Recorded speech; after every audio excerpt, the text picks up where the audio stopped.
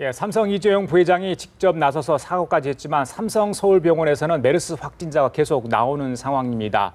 자, 삼성 서울병원 폐쇄 조치 오늘까지인데요. 정부가 부분 폐쇄를 연장하기로 했다고 합니다. 네, 한편 조금 전 리포트에서 보신 대로 새정치민주연합 문재인 대표가 당 비주류의 반대를 무릅쓰고 사무총장의 최재성 의원을 기용했습니다. 당내 비속의 반발이 커지면서 분당론에 힘이 실리는 게 아니냐는 관측인데요. 오늘 고영신 한양대 특임교수 그리고 황태순 평론가 그리고 정철진 평론가와 함께 자세한 이야기 나눠봅니다. 어서 오십시오. 예, 안녕하십니까? 안녕하세요. 예. 먼저 메르스 이야기를 하고 가겠습니다. 어제 삼성전자 이재용 부회장이 나서서 대국민 사과를 했습니다. 생일날 출장까지 미루고 직접 황태자 아닙니까? 삼성그룹의 황태자가 나서서 사과 고개를 두 번이나 깊숙이 숙였습니다. 많은 분들 지켜보셨을 텐데 자, 직접 나선 배경 여러 가지 설들이 나옵니다. 황 의원님 어떻게 보세요? 그만큼 위기의식이 팽배했다는 얘기를 반증이라 봐야 되겠죠. 사실 삼성그룹 전체적으로 보았을 때 오너가 직접 나서 사과한 게 이번이 세 번째라고 그래요. 첫 번째는 66년에 보면 이병철 사카린 밀수 사건으로 이병철 회장께서 그다음에 지난 2008년에는 삼성 특검 관련해서 또 이건희 회장께서 직접 사과를 했고 아직 물론 이재용 부회장입니다만 사실상 아버지 이건희 회장께서 1년 넘게 투병 중에 있기 때문에 사실상 오너라 봐야 되겠죠. 그렇죠. 그만큼 이번에 당초 6월 11일 그 삼성 서울병원 감염내과 과장 그 한마디가 사실 국민들 가슴에 불을 찔렀다고 봐야 돼요. 지금 삼성을 질타하는데 갑자기 국회의원들한테 오히려 국회의원들을 갖다 꾸짖듯이 이야기하면서 국가가 뚫린 것입니다. 그 출석에서 그런 이야기 그 대목에서 삼성이라는 권력이 어느새 보면은 오만 방자해졌구나, 오만해졌구나, 교만해졌구나 이런 어떤 아주 부정적 인식을 갖다가 국민들 머릿속에 깊이 박아놓았고 또 이것을 지켜보는 전 세계 투자자들도 있지 않겠습니까? 이런 부분에서 최근에 잠시 후에 있다가 우리 정철진 칼럼니스트 말씀해 주시겠습니다만은 엘리언 문제하고 보면 여러 가지 좀 다툼이 있잖아요. 그렇죠. 다툼이 있는 가운데 어떻게 보면 삼성에 대한 어떤 국민적 신뢰 추락하는 상태에서 오너가 직접 나서지 않으면 안 되겠다는 그런 위기의식 속에서 이재용 부회장이 직접 나서서 대국민 사과한 것으로 보고 있고 거기에 대해서 어제 반응은 상당히 좋았던 것 같은 게 당장 보면은 삼성 관련 주식들이 어제 다 상종가 치지 않았습니까? 그것이 아마 시장의 반응을 갖다가 극명하게 보여주는 예라 하겠습니다. 먼저 교수님 어떻게 보셨어요? 같은 생각인데요. 어쨌든 삼성가의 후계자가 첫 국민과 대면이랄까 이것을 사과로 시작한 건 좀 씁쓸하긴 합니다만은 상당히 진정성 있는 사과에 대해서 여론은 모르겠습니다만 시장의 반응은 좀 우호적인 것 같아요. 저는 두 가지로 봅니다. 말씀하신 대로 하나는 신뢰 위기가 심각하다. 삼성하면은 삼성병원뿐만 아니라 삼성그룹 전체가 갖고 있는 글로벌 기업 아닙니까? 그 브랜드 이미지가 지금 심각한 타격을 받았죠. 삼성하면 뭐든지 1등이고 완벽하다. 이런 인식들을 심어줬는데 이번에 보니까 기본조차도 제대로 안 갖추고 있구나. 이런 것들에 대한 위기의식이 있고 두 번째는 리더십 위기죠. 이재용 체제가 들어서면서 이 시중에서 이건희 아버지하고는 너무 다르네. 아버지가 있었으면 이런 일이 생겼을까? 근데 또 동생하고도 또 다르네. 동생은 착착착 말이야. 바로 신라 호텔 폐쇄를 하고 오는데 이 양반은 왔다 갔다 하고 뭔지 모르겠어. 어째 오빠가 일어나? 이런 인식들이 있는 부분에 대해서 본인들은 상당히 심각한 위기를 느꼈을 걸로 보고 저는 어제 두 가지를 크게 얘기한 것 같은데 메르스 환자 끝까지 책임지겠다. 두 번째는 삼성병원에 대해서 대대적인 쇄신을 하겠다. 이건 너무나 당연한 겁니다. 자기 병원 자기가 쇄신 안 하고 삼성병원이 살아날 수 있으니까 다만 제가 좀 부족하게 느낀 것은 하나는 그러면 사망자라든가 거기서 입었던 환자들 이 부분에 대한 보상은 어떻게 할 건가. 또 두 번째는 국민 경제에 미친 삼성병원이 관리를 잘못해서 물론 그 이전에 국가 문제는 차치하고라도 국민 경제가 받았던 타격에 대한 보상은 어떻게 할 건지 또 삼성병원이 이번에 병원 공개도 늦게 하고 여러 부분에 있어서는 상당수 국민들은 이건 수익성 따지라고 그런 거 아니냐. 삼성 정도 같으면 공익성, 사회적인 책임을 져야 하는데 그 부분이 부족했던 거 아니냐. 그렇다 한다면은 정말 삼성병원이 이번에 한국은 물론 인류에 기여할 수 있는 뭔가 새로운 병원으로 거듭나겠다. 세계적인 백신 연구소를 만든다 할지 무슨 감염 연구소를 만든다든가 이렇게 통큰 제안이 좀 있었어야 하는데 말하자면 삼성병원 잘 만들겠다. 그건 어른으로서 당연한 얘기고 아픈 환자 지금 있는데 최선을 다해야죠.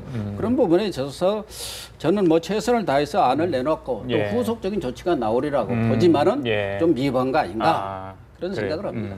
네, 사실 야당 쪽에서는 그렇기 때문에 뭐 메르스 국정조사에 이재용 부회장이 나와야 된다 이런 이야기까지 있었거든요. 어떻게 보셨나요?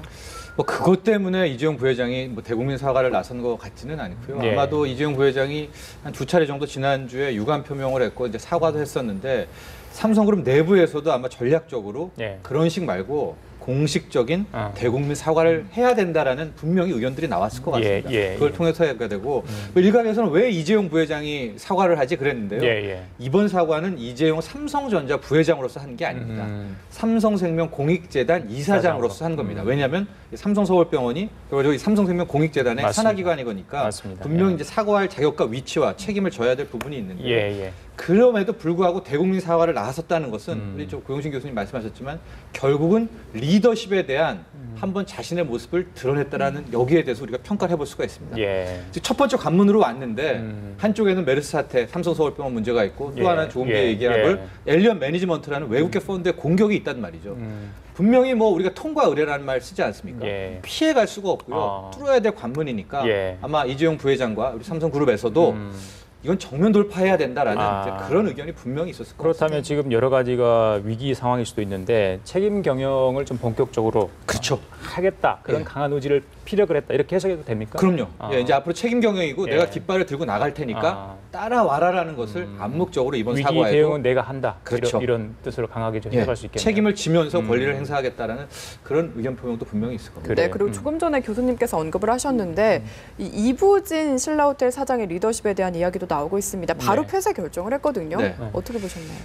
제주라는 어떤 특수한 상황이 차이가 있었을까요? 좀 있다고 보시나요? 제 같은 남매지간의 이야기를 말씀드리기 그렇지만은 참 공교롭게도 예. 이 제주도 이 신라호텔을 진짜 전격 폐쇄를 했습니다. 저도 이렇게 발빠르게 결정을 내릴 수가 있었을까?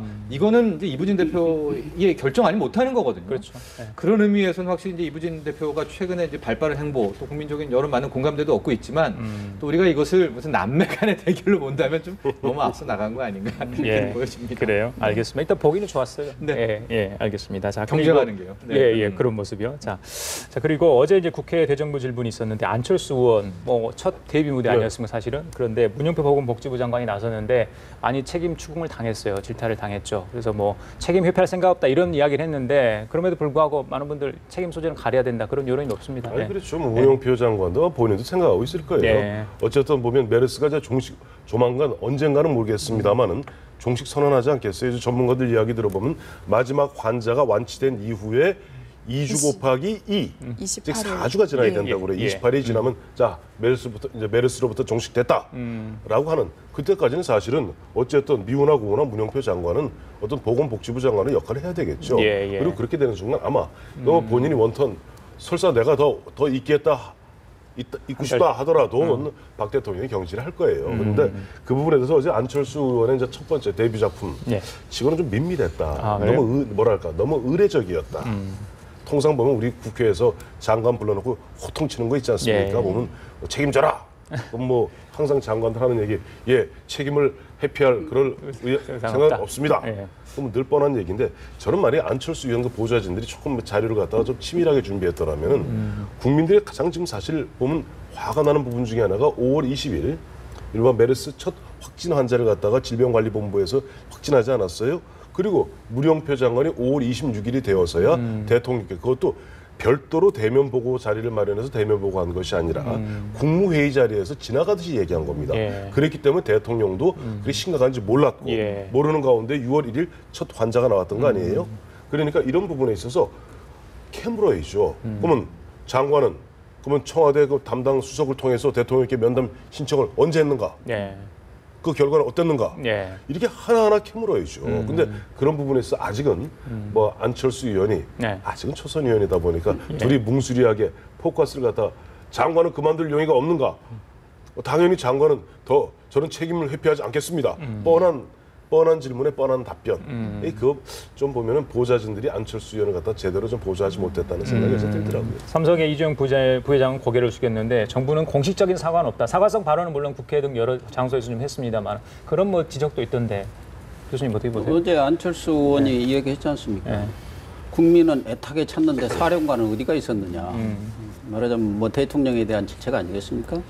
그에 앞서 저는 문영표 장관이 이제 그만 곧 바로 그만둬야 한다고 봅니다. 전쟁 중에 장수를 안 바꾸지 않는 법이라고 했는데 무능한 장수가 계속 지휘를 하면요 더 많은 사람이 죽는 거예요. 그렇기 때문에 이미 문영표 장관은 약발이 끝났어요.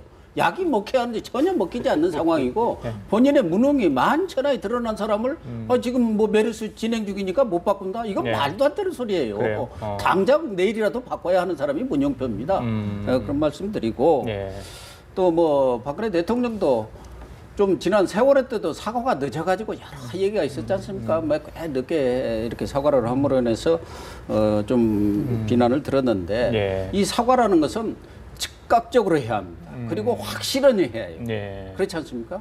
지난번 칼기 사건 때 그 조현아 부사장 사과도 그렇고 애매하게 하면 안 돼요. 이번에 신경숙 그 작가의 경우도 이게 사과인지 변명인지 그러니까 아주 필요할 때 즉각적으로 때를 놓치자고 뭐 요새 하도 흔한 얘기가 골든타임이라는 게 있지 않습니까? 사과도 확실히 신속하게 분명하게 해야 하는데 그런 부분에 대해서 이 정부 들어서는 사과에 대해서 너무 인색한 것 같아요. 그래서 뭐 어느 정도 잡히면은 메르스 사태가 잡히면 정부 입장이 나오리라고 봅니다만 그런 부분에 대해서 뭐 많은 국민들이 아쉽게 생각하고 있는 거 아니겠습니까? 알겠습니다. 네, 뭐 바로 그만둬야 된다 이렇게까지 말씀을 하셨는데 거기에 대해서 잠깐 말씀드리면 그런 부분을 가장 잘 어떻게 국민의 이제 보면 정치는 두 가지가 있어요. 책임성, 영어로 쓰면 responsibility가 있고 그다음에 반응성이라는 게 있습니다. responsibility라고 있는데 그 국민들에게 반응을 가장 잘했던 대통령은 YS 집권 초기예요. 그래서 문제 있는 장관 나오면 바로 그 다음날 경질합니다. 그래요. 그럼 하루도 안 걸려요. 하루도 안 걸리고 실제 보면은 서울시장 당시 뭐 김상철 서울시장은 11하루 만에 그만두게 했고 박희대 법무장관도 뭐 2주가 안 돼서 그만두게 했어요. 문제 있으면 바로바로 경질했습니다. 근데 요즘은 참 경질이 쉽지 않은 게 경질을 하게 되면 그 다음에 후임자를 갖다가 선정을 하고 그 후임자는 인사청문회를 통과해야 돼요. 그리고 또 이게 정쟁으로 빠져들거든요. 그러다 보니까 사실 2004년 노무현 대통령 그 때부터 이게 사실 인사청문회 제도가 2004년부터 정착됐거든요. 노무현 대통령, 이명박 대통령, 박근혜 대통령 공이 보면 그런 반응성 문제에 있어서 문제는 즉시 경질을 해야 되는데 즉시 경질을 못하는 또 현실적인 안타까움도 있다. 그런 부분을 첨언해 듭니다. 네, 평론가님 어떻게 보시나요? 그래도 좀 약간 문책성 인사가 종식되고 난 후에 나올 거라고 보시나요? 저는 문책성 인사도 문책성 인사지만은 그 정보 비공개에 대한 것을 한번 정말 툭 까놓고 봐야 될 것 같습니다. 이 병원 비공개라는 지금 이제 문영표 장관은 자신이 결정을 내렸다라고 하는데 과연 그게 본인이 내릴 사안인 건지 아닌지도 궁금하고요. 매뉴얼은 혹시 있는지 가령 뭐 경계태세일 때는 병원 공개를 한다든가 심각일 때는 환자의 뭐 신상 공개까지 한다든가 이런 매뉴얼이 있는지 없는지도 지금 모르는 거 아닙니까? 그렇죠. 그렇다니까 왜 병원 공개를 안 했나에 대한 부분은 정말 언젠가 꼭 짚고 넘어가야 되고 결과적으로 책임 추궁이라는 것은 정보 비공개에 대한 아주 구체적으로 말하면 이 부분에 대해서 책임 추궁을 해야 되지 않을까 보입니다. 알겠습니다. 그리고 삼성 서울병원 그 부분 폐쇄 사실은 13일부터 오늘까지였거든요. 24일까지 오늘까지였죠. 그런데 이제 연장을 좀 했어요. 잘한 결정으로 보세요. 잘한 결정이죠. 그 이후에도 계속 보면은 뭐 거의 감염자가 나오고 있지 않습니까? 그런 상태에서 당연히 연장을 해야 되겠죠. 연장을 해야 되겠는데 앞서 이제 이부진 사장 말씀드렸습니다만 이부진 사장 같은 경우는 하루에 3억 정도 보면 손실이 남에도 불구하고 즉각 폐쇄했다. 근데 이재용 부회장은 뭐 하느냐 그런데 이재용 부회장 입장에서도 어쨌든 어제 대국민 사과를 한 마당에 뭐지 일단 뭐 손해를 보고 덜 보고 더 보고의 문제가 아니라 일단은 보면은 계속 환자가 감염자가 나온다면은 그런 가운데 만약 부분 폐쇄를 다시 뭐 재개하겠다 그러면 아주 국민적 문매를 맞게 되겠죠. 어제 사과한 건 뭐냐? 그럼 진정성 없는 거 아니냐?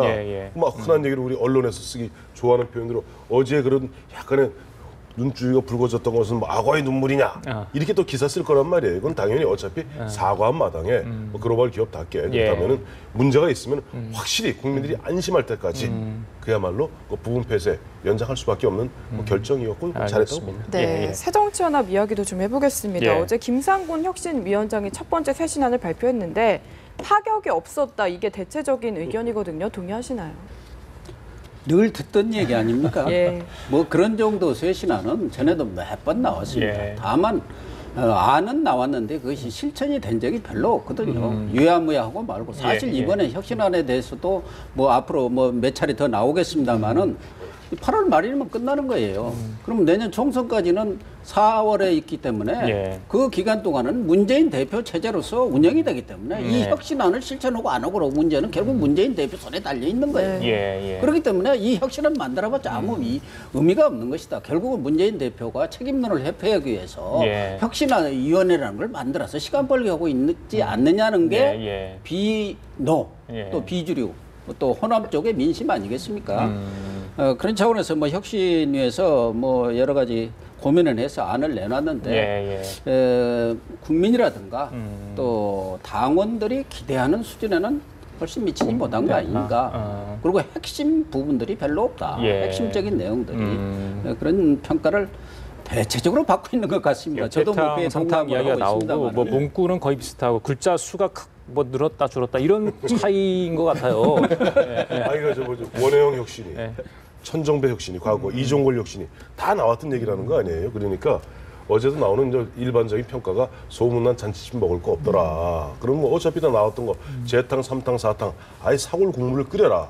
뭐 이런 얘기인데 어제도 마침 그러니까 이제 김상권 위원장도 그런 부분들을 의식한 탓인지 모르겠습니다만은 조만간 당 대표, 당 지도부에도 요구하지 않았습니까? 조속히 중앙위를 갖다 열어서 여기 이걸 갖다 추인해다오, 이것을 결정을 해다오, 힘을 실어다오.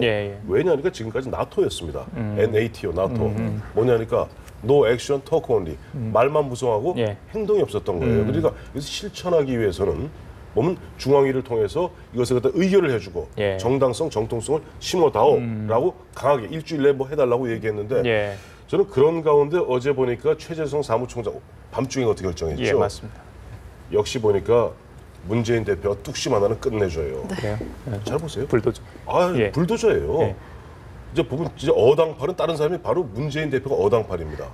2012년 안철수 후보랑 그 당시 서로 밀고 당기는 가운데 나중에 결국 보면 안철수 당시 후보가 지쳐서 나가 떨어지잖아요. 11월 23일 날 제가 내려놓겠습니다.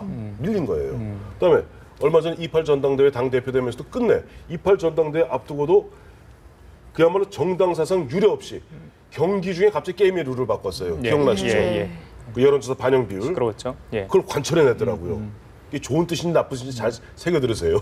세 번째 28 전당대회 이후에 수석 사무부총장 김경현 의원을 수석 사무부총장으로 임명하는데 열의를 끌었어요. 결국 만난을 극복하고 그걸 관철해내더라고요. 이번에도 닷새를 갖다가 밀고 당기고 이종걸 원내대표가 이쯤 되면 당 깨자는 거 아닙니까? 라고 거의 막 거친 소리가 나옴에도 불구하고 결국 관철해냈어요. 자, 이렇게 되면 지금 현재 아까 우리 고 교수님 말씀하셨던 이른바 비노계에서 가뜩이나 친노 패권주의에 그야말로 공포에 질려있는 비노계에서 이제 최재성이라는 정말 잘 드는 칼을 통해서 또 보면 이쪽 김상곤이라는 그야말로 잘 드는 그물망을 통해서 우리를 꼭 잡아놓은 상태 일거에 우리가 다 목을 자를 생각이로구나. 그런 공포감에 안 질리겠습니까? 그러니까 11월, 10월, 11월 아마 대충 국정감사 끝나고 저 한 12월 우리가 12월 15일부터가 예비후보 등록이거든요. 그 즈음 되면은 반드시 뭔가 사달이 날 겁니다. 제가 그 혁신에 대해서 짧게 추가하고 싶은 것은 혁신안이 표절까지 한 게 제일 문제라고 봅니다. 표절을 한 거예요. 제일 핵심한 것이 그 교체지수거든요. 그게 2012년 이미 새누리당에서 다 했고 새누리당이 그 교체지수를 가지고 소위 말해서 친이를 학살했다는 평가가 나온 얘기죠. 저작권이 있는 겁니까 새누리당에서 그거는? 어쨌든 거기서 적어도 박근혜 비대위원장 혁신위하고 교수라는 사람들이 외부에서 왔으면 상상력과 창의성이 좀 있게 뭔가 내놔야지 나무당에서 한 걸 표절해가지고 지금 크라이도 표절이 온 나라를 지금 시렵고 있는 이 판국에 표절까지 해서 되겠어요. 그렇지 않습니까? 그러니까 비누 입장에서는 이 교체지수 가지고 이제 전에 했던 걸 또 반복해서 이제 뭐 어디 이렇게 호남이다 어디다 친노 패권주의 없애라니까 비로 청산위원회라고 지금 하고 있지 않습니까? 그래갖고 찔라고 하는 모양이다 이렇게 느낄 수밖에 없죠. 그래요. 표절하면 안 됩니다. 요즘 비노라기 아니라 반노라 그러더라고요. 심지어는 친노들 입장에서는 김한길 대표가 한 유명한 말이 있지 않습니까? 비노가 무슨 개파입니까?